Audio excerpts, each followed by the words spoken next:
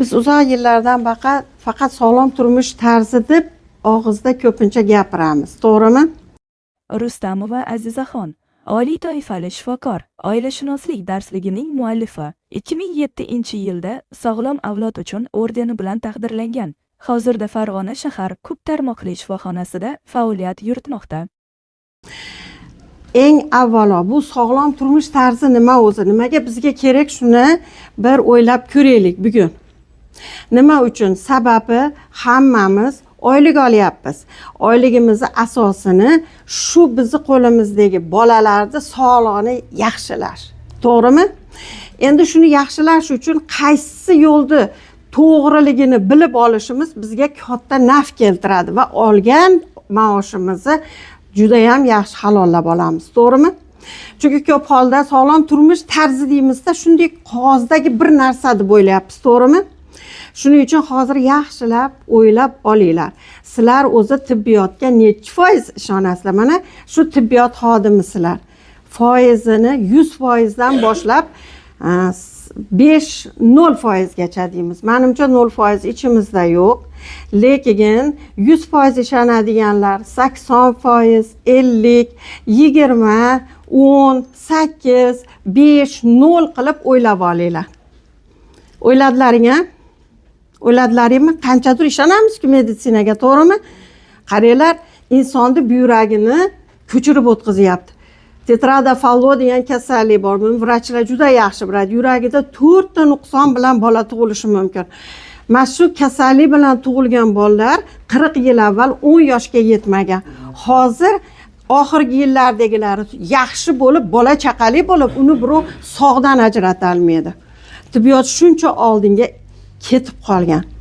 Shuning uchun hammalaring kimda qog'oz bo'lsa, oldiga yozib qo'ysin. Men meditsinaga shuncha foiz ishonaman deb yozib qo'yinglar. Chunki shu ishonch bilan ishlayapsizlar, shunga yarasha hammamizga maosh to'layapti. Biz mana shu foizdan kelib chiqyapmiz, mehnat qilyapmiz. Avvalo o'zimiz ham sog' bo'lishimiz kerak, to'g'rimi? Oshqozonimiz og'rib qolyapti, ertaga davolanib olaman. Boshimiz og'rib, qonimiz 8 ga tushib ketyapti, ertaga bir narsa qilib davolanib olaman. Bugun paltoni o'g'limga olib berishim kerak. Va hokazo bilan oldinga biz umid tibbiyotdan yordam kutyapti. Lekin Jahon sog'liqni saqlash tashkiloti bizda ham, Afrikada ham, Yaponiyada ham bir xil ekan. Shularni bergan tavsiyasi bizga 8-10% tibbiyot bizga yordam bera olar ekan. Eslaringda bormi, Covid payti eng ko'p o'lim kimda bo'ldi? Eng tibbiyot tepasidagilarda bo'ldi, to'g'rimi? Eng yaqin o'rtog'im buxorolik. Navbatida 3-chi bo'lib shuni turmush o'rtog'i shu sohada tepada bo'lib qolgan ekan, u ham o'lib ketgan. Eng mana shu sog'liq saqlash sohasidagilarni ham saqlab qola olmadi ko'pini. Eslanglar, hamshiralar qanaqa apparatlarda yotdi. O'zim o'shandan keyin bir umrga antibiotikni eng zo'rini olmasam tuzalmayman. Endi qaranglar, mana shu meditsina bizga juda katta yordam bermasa, kimdan yordam olamiz? Avvalo o'zimiz uchun, mana o'zingiz uchun. Demak, 52% bizni turmush tarzimizga bog'liq ekan. 52% 8 ni chiqarib yubordik, 52% o'zimizni mana shu kundalik hayotimiz, sog'lig'imizni aniqlab beryapti. Endi 52% dan tashqari 20%imiz bor, bu irsiyat. Ya'ni biz zoti avlodimizda uzoqlardan ammamizdan ammasiga, ammasidan semizlik bilan kelayotgan bo'lsak, og'riqlik bilan kelayotgan bo'lsak, masalan, onkologiya bilan kasal bo'lsak, bilasizlar, 3 ta opa-singil ham onkologiyadan og'rishi mumkin. 20% irsiyat bizga xavf tug'dirib turadi. Qolgan 20%imiz atrof muhitga bog'liq. Demak, Chukotkadagi sovuqda yashaydigan bilan Afrikani issig'idagi odamda o'sha joydagi 20% yashash tarzi sog'lig'iga ta'sir qilar ekan. Nimadir tushunyapsizlarmi? Xudoga shukr, Allohga shukr. Endi biz nima uchun buna meditsinaga ishonib qoldik? Nimaga bizning sog'lig'imiz yomon bo'lib qoldi? Aholi guruhini o'rtacha statistikada olib qarasak, 100% dan 12% dan ko'prog'i bu sog'lom odamlar ekan. Bular kimlar? bu sport bilan shug'ullanadigan, gijjasi ham yo'q, o'zi ham yashnab turadi. Bunday borsiz, masalan, gaplashsangiz, mazza qilasiz. Ikki bet qizil, gaplashingiz ham hamma yo'q, ongi ham yaxshi. Demak, ular 12% ga yaqin ekan, undan ko'proq ekan. Endi yana 1% bor ekan, 10% dan oshiqrog'imiz bor ekan. Bular meditsina tilida buket deydi o'rischada, guldasta. Yurak desa yuragim ham kasal deydi. Boshim desa boshim ham kasal deydi. To'g'ri aytyapmanmi? Davleniyam baland, yuragim kasal, uchotdaman deydi. Doim dori oqtaradi. Bir mo'jiza oqtaradi. Demak, ulardan qolgan 70% dan ortiq aholi oraliq gruppaga kirar ekan. Mana shu o'quvchilarimiz, bog'cha tarbiyachilarimiz kerak bo'lsa, aholini asosiy qismi mana shu oraliq gruppada hisoblanar ekan. 70% dan oshiq. Mana shu nima maqsadda yuribmiz o'zi shu maktabda, bog'chada. Ana shu kasal deb uchotdagi bolalarimizni, demak, oraliq gruppaga oldin olaylik, oraliq gruppadan yaxshi gruppaga olaylik. Ana shu oraliq gruppadagi insonlarda asosiy shikoyati nimadan iborat? Doimiy charchoq. Bilasizlar, shu ertalab turib, juda ko'pchilik o'zi charchab turadi. Turgandan keyin kechgacha boshi og'rib yuradi. Men o'zim tajribada bilaman. Demak deyman, ikkidan keyin boshi tars yorilib og'riyotgan bo'lsa, gemoglobin 7 dan atrofida deyman. 8-9 bo'lsa, demak, ular jicha kechroq turlarda boshi og'rishni boshlaydi. To'g'rimi? Lekin hozir hamma yozib qo'ysin. Qonning shaklli elementlari qayerda hosil bo'ladi? Kim qayerda deb hisoblasa, ichak, yurak, suyak, miya, kim nima deb o'ylayotgan bo'lsa, o'shani yozib qo'ysin. Chunki hammalaring juda yaxshi bilasizlar, tug'ish yoshidagi ayollarda ham, yoshlarda ham, qarilarda ham eng ko'p uchraydigan kasallik hozir nima? Kamqonlik. O'ylab olganman, men aniq bilaman, bu haqida zo'r bilimga egaman dedilaring. Yozib qo'yinglar. Kelishdiga. Endi qonning shaklli elementlari suyak ko'migida hosil bo'ladi. Agar u oson bo'lganda edi, toshdan qattiq suyakni ichiga kirib borib qonini ko'tara olganda edi, hamma dorini ichib tuzalib ketgan bo'lar, to'g'rimi? Kimdir 2 yil agar kamqon bo'lib yurib, gemoglobini 8 dan atrofida bo'lgan bo'lsa, demak, tibbiyot uni kamida 2 yil buyraklari dam olib, yana davolashga tavsiya qilar ekan. Nima tushunyapsizlar, a? Xo'p, endi aholi guruhlarini ham hal qildik, boshqa qildik. Men sog'lom turmush tarzi bilan jiddiy shug'ullanaylik. Avvalo o'zimiz bir uyga borib tahlil qilib olaylik. Qachondan boshim og'riyapti, nimaga gemoglobinim tekshirtirsam ham baland chiqsa ham o'zim charchab qolyapman va hokazolarda bir o'ylab ko'rishlaring uchun sog'lom turmush tarzini ahamiyatini biroz ochdim. Xo'p, slayd qilib qo'ydim. Chunki eshitdim, unutdim, ko'rdim, eslab qoldim. Va ayniqsa esda qoladigani shuni qila boshlasak, yana ham esimizda qolar ekan. Xo'p, endi bugun hozir bir oz ko'rib tursak, sog'lom turmush tarzi ko'ryapsiz, biologik va ijtimoiy qonunlar asosida yashashimiz ekan. U biologik o'zimizni yashashimiz, lekin ijtimoiy shu bitta jamoada eplab yashashimiz. Ijtimoiy holatimiz sog'lom bo'lishi uchun shu jamoada yashashimiz kerak. Keyingi yo'qmiz. Xo'p, endi demak buni eslab qoldilaring, o'zlaring. Agar nima qilsalaring, yozib olsalaring ham bo'laveradi. Keyingisiga o'tdik. Xo'p, endi qaranglar, bizni sog'lig'imizni yo'qotayotgan ko'rsatkichlarni qo'yib qo'ydim. Asabiy noxushlikni yo'qotish uchun chataq odamlarga kamroq yaqin yo'lashimizga, shu bilan bugun yursak urushib qolamizmi? Bo'ldi, ehtiyot bo'lamiz. Uni sizlarni boshqa hech kim qila olmaydi, asabiylaringni saqlashini. Ekologiya o'zlaring shundoq ham bilib turibsizlar. Havo ifloslanishi, hozir kranda suvni ichgan odam tosh srazu paydo bo'lyapti. Filtrlanganga ommaviy hammamiz o'tib ketdik va kam harakatlik deyapti. Bu kam harakatlik haqida sutkalab gaplasha olamiz. Chunki hammamiz kam harakat sharoitida yashayapmizmi? Yashayapmiz. Bo'ldi. Demak, qorin mushaklarimiz nolmi? Nol. Qornimiz ishlamagandan keyin hech qaytimiz ishlamaydi. Demak, oxirgisi kuchsiz va tarkibida zararli moddalar bo'lgan oziq-ovqatlar. Sog'lom ovqatlanishda alifbosini boshlashimdan oldin bitta iltimos qilaman. Onalaring bor, opalaring bor va hokazo o'zlaring borsizlar. O'rtacha ayollarning ichida 85%da bu statistika oshqozon ichak muammolari bor. Men atena to'g'ri ovqatlanishda tushunib olishlarini xohladim. Aholini orasida katta qismi o'zini ozishni xohlab ketyapti, semirishni xohlab ketyapti.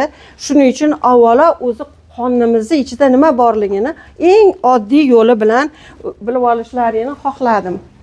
Qaranglar. Tishimiz butun bo'lsa, ovqatni televizor ko'ramizmi, kitob o'qiymizmi, ishxonada bo'lamizmi, biroz chaynab yutsak, demak so'lakdagi fermentlar ovqatimizni ma'lum bir qismini parchalab beradi. Endi batta qizil o'ngachda hech narsaga uchramaydi. Mana u o'zlaring tanigan osh qozon. Endi bu yerdagi parchalanish nima degani deganda, mana shu yerda osh qozonda nima hosil bo'ladi? Nima hosil bo'lardi? Osh qozonda shiras hosil bo'ladi. Hali bir to'y-po'ydan kelib patinkalaringni yechayotganlaringda bir kekirganda manetka kelgan achchiq suvlaring hisoblanadi. Ana shuni tarkibi bor o'zini. Alloh taolo shunaqa bir mo'jiza bilan yaratdiki, u yerda o'zini fermentlari va o'zini xlorid kislotasi bor. Shu avvalo saqlanishi kerak. Uni saqlanishiga e'tibor bermasak, biz gapiraveramiz, lekin aslida unga rioya qilmay qo'yamiz. Agar men sizlarga slayddagi to'g'ri ovqatlaninglar deb qo'ysam, hammalaring ha deysizlarda, soatlaringga qaraysizlar. Lekin to'g'ri ovqatlanishlaring uchun nimalar bo'lishi kerakligini ehtiyot aytib kelsam, deyarli hammalaring shunga qiziqib qolasizlar. Qaranglar, oshqozonda demak nima bor ekan dedim?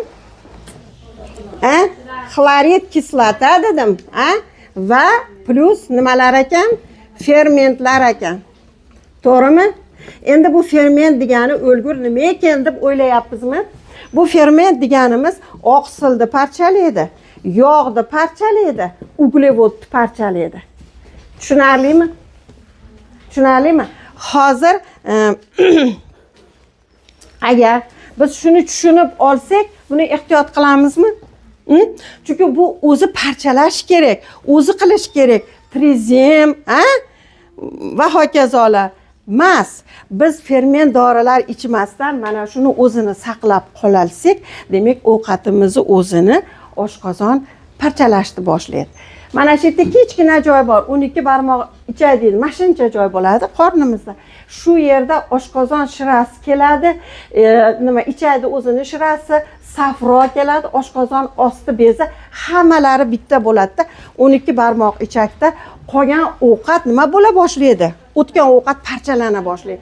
Va undan keyin mana shu kimdadir 5 metr, kimdadir 7 metr ingichka ichakda hazm bo'lib, mana bu sizlarga kerak bo'lgan yo'g'on ichak va yo'g'on ichakdan to'g'ri ichakka chiqib ketish kerak edi. Endi hozir hamma o'zi uchun daftariga nima bo'lyapti holatda ovqat yeganda va ochida bir eslab oladi. Kelishdikmi? Bizda ko'pincha shikoyatlar nimadan paydo bo'ladi? Mana biz kechki payt uyga borib ovqat qildik. Ayollar Rasul Qambarich, erkaklar uyga borganda dam olish uchun borishadi. Ayollar uyga endi ish qilish uchun boradi. Endi o'sha ovqatni yeyish uchun qilishdi. Idishlarni qo'yishdi, baqir-chaqir sal tugadi. Endi choyni olib keldingmi dedi qaynana yoki turmush o'rtoq, choyni ham olib kelib qo'ydi stolga. Shirinlik nima qilgan bo'lsa, yalinganidan kekslar ham pishirishyapti, bularingiz hamma yo'qda qilishyapti. Hamma yo'qda stolga olib kelib, eng birinchi choy damlab kelasizlarmi axir?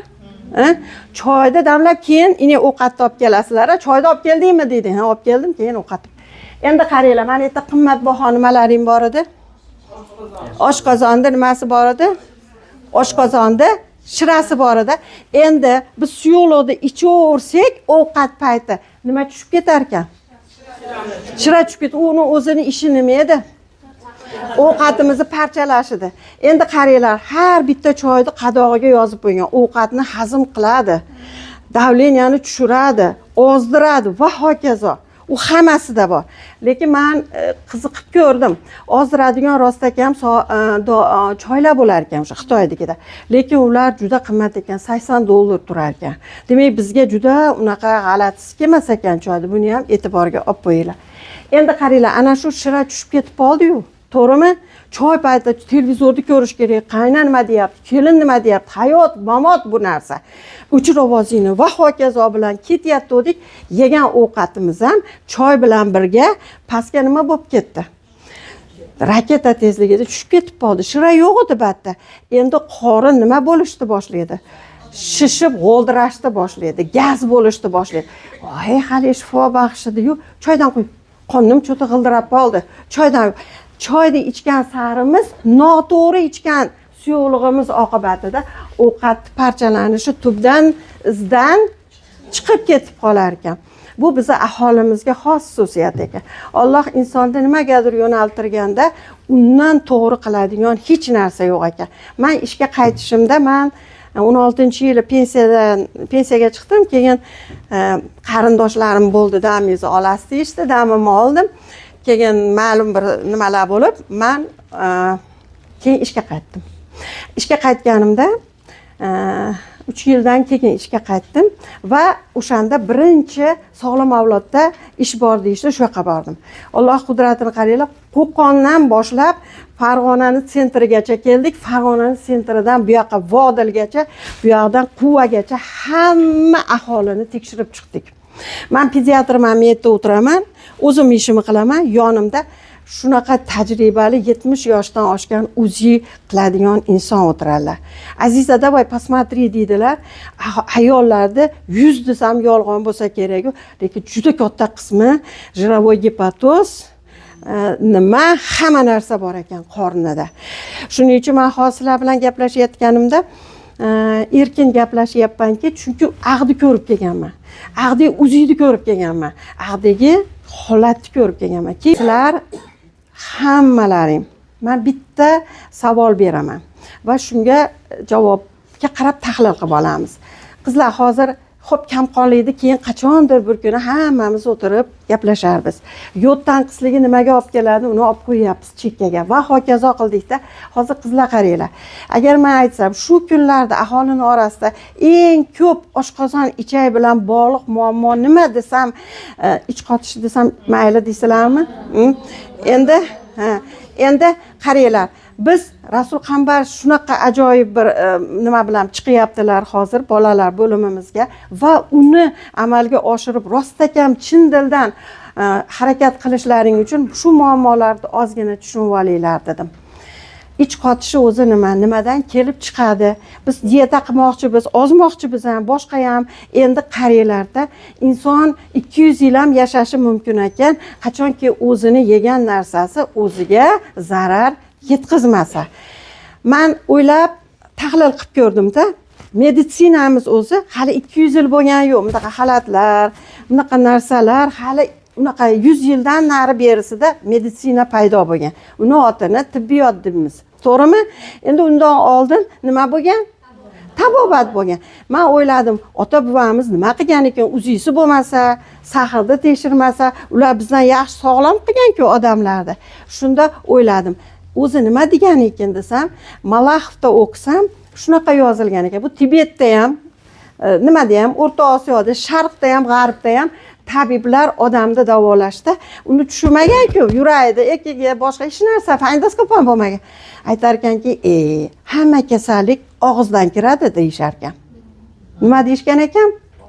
Og'izdan. Endi bir o'ylaylik, og'izdan kirmasdan bo'ladigan qanaqa kasallik bor? Menimcha yo'q. O'ylab topolmadim. Hammasi og'izdan kirar ekan. Endi buni men senzura nimadan tashqarida jicha sizlarga qo'shimcha qilib ketyapman. Ularni so'raydigan savollarining ichida qancha yeysan, qanchasi chiqadi deyshar ekan. Mana qaranglar, biz eng kam yeganimiz suyuqlik, ovqat hammasi bo'lib 1,5 kiloga borar ekan. 1 kilodan oshiq ekan. Va yaxshi yeganlarimiz 3 kilogacha ovqat, suyuqlik, sok, olma, polmalar bilan 3 kilogacha ekan. Endi chiqishi agar har kuni ichimiz qotmasa 200 gram chiqib ketar ekan. Endi mana hamma uyga boradi-da, hech kim yo'q joyda o'ylab ola qolgani qayerga ketdi deymiz. Shunaqa qattiq toshlar, shunaqa qattiq kaloriy mana ularni ishib ketishi va biz yeganimizni bizga yuq bo'lmayotganini asosiy sabablaridan bittasi o'sha chiqib ketmayotgan narsamiz hisoblanar ekan. Tushunarlimi? Va mana shuni kim parhez boshlamoqchi bo'lsa, kim o'zini sog'lig'i bilan shug'ullanmoqchi bo'lsa, demak birinchi o'rinda kirganni chiqarishga harakat qilar ekanmiz. Endi biz juda ko'pimiz bir trizim ichamiz, omes ichamiz, uyimizda pul bor, hamma yo'q, bor, yeyapmiz. Hazm bo'lishi qiyin bo'lyapti, ularni yordamga chaqiryapmiz. Lekin yeganimizdan keyin nimaga kuch kirmayapti bizga? Nimaga quvvat kirmayapti? Demak, birinchi o'rinda organizmda oshqozon ichayda nima qilishimiz kerak ekan? Tozalab olishimiz kerak ekan. Shunaqa ajoyib ishlaydigan ingichka ichayda varsinkalar bor. Nima deydi? So'rg'ichlar bor. Shunaqa zo'r ishlashadi ular. Bir piyola onalarimiz bormi? 2 dona ashqavoq somsa bilan kechgacha to'q yurishgan. Demak, o'sha varsinkani o'zi ochilsin ekan. O'shanda ozmoqchi bo'lganlar ichi tozalangani uchun, yegani yo'q bo'lgani uchun ozishni boshlar ekan. Yana bitta narsa bor. Va meni bu juda ham doim tashvishlanadi. Aholining orasida asabiy odam ko'p. Hamma nimanidir xohlaydi. Masalan, hind yo'qlari uni biz xohlayotgan narsalarni tushunmaydi ham, to'g'risi. Tushunmaydi ham ular. Lekin qarab turinglar, o'sha narsa noto'g'ri yo'lga qo'yilsa, bizda hech narsa amalga oshmaydi. Shuning uchun hamma o'ziga e'tibor berdi. Mana men aytdim, oshqozon ichayni to'g'ri ishlatish va ichaylarni varsinkalarini tozalashimiz va mana u harakat qilyapmiz-ku. Ana shu harakatimizni hammasini avvalo birov uchun emas, o'zimiz uchun hujayra nimasida urovnida tushunib olishimiz kerak. Qaranglar, ko'pchilik skandinavskiy hajba degan narsani biladi. Bunday oyog'ini ko'tarmaydi, tekis bo'lib bunday yurishadi. Ko'pchilik sezmadi, lekin shu ayol ketayotgan ekan, men katta kelin bilan hajba qilib ko'rdikda, shunaqa mayatlarim og'ridi, ishoninglar. Ishga ketyapti, bemalol skandinavskiy hajba qilsalaring, mayatda press paydo bo'ladi. Mayatda qorinda press paydo bo'lsa, 3-4 ta narsaga yaxshi yordam beradi. Ichni qotirmaydi, ovqatni hazm qildiradi, bola tug'ishni juda oson qilib qo'yadi. Haligi skandinavskiy hajba bor-ku, bunday to'g'ri turasizda, bunday qilib yurasiz. Qimirlamay yurasiz. Uni men kerak bo'lsa, chiroyli qilib Telegramdan tashab qo'yaman. Xohlaysizlarmi?